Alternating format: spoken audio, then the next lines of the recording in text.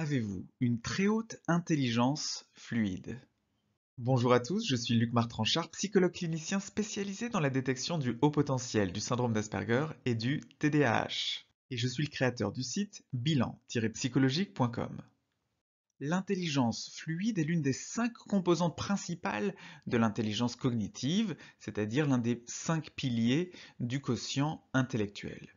Quand l'intelligence fluide est extrêmement élevée, on parle de surdouance locale centrée sur une intelligence fluide exceptionnelle.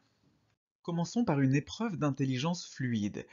Que faut-il mettre dans la case qui est en bas à droite? Je vous laisse quelques secondes pour y réfléchir. Vous pouvez aussi mettre la vidéo en pause. Au niveau des 2 premières lignes, quand on se déplace de gauche vers la droite, la figure tourne d'un quart de tour à chaque fois. Il faut donc faire tourner la figure également d'un quart de tour en bas pour obtenir la bonne réponse. Vous l'aurez compris, l'intelligence fluide est en lien direct avec le raisonnement logique. Alors beaucoup de personnes pensent que le test de QI, la Vice-4, le test de QI pour adultes, est avant tout un test de logique, alors qu'en fait le raisonnement logique ne représente que 10% du quotient intellectuel, en tout cas dans le test pour adultes. L'intelligence fluide, ce sont aussi les capacités d'analyse d'informations, en particulier la capacité à résoudre des problèmes nouveaux pour lesquels il n'est pas possible d'utiliser des connaissances, parce que les problèmes sont nouveaux. C'est donc de façon plus générale la capacité à adapter sa pensée à des circonstances qui sont changeantes. L'intelligence fluide est une capacité principalement innée. C'est une capacité peu dépendante de l'expérience et des connaissances acquises.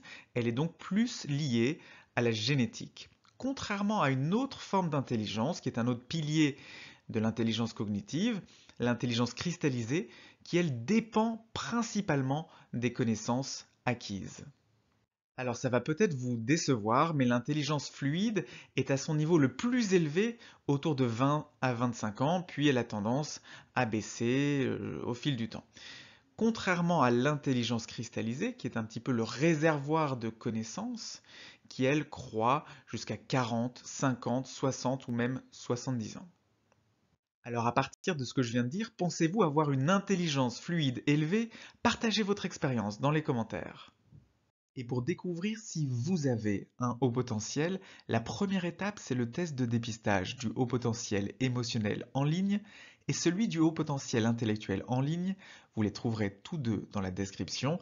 Et si vous avez apprécié cette vidéo, n'hésitez pas à la partager, à mettre un pouce bleu et à vous abonner pour ne pas manquer les prochaines vidéos de la chaîne en ce moment. Et il y en a une par jour à 17h30.